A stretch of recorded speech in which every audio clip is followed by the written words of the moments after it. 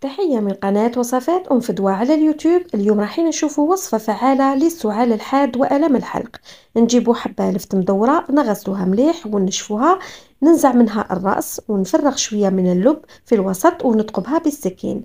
نحطها في كاس وفي وسطها نحط ملعقة ولا زوج من العسل الحر على حسب حجم الحبة، ونحصر نصف حبة ليمون، نخلطهم شوية، نغلقها ونحطها في الثلاجة.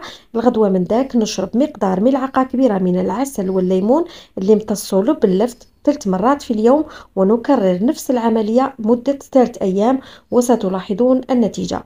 ما تنسوش تجربوها وتبارطاجوها وتدعموا القناة.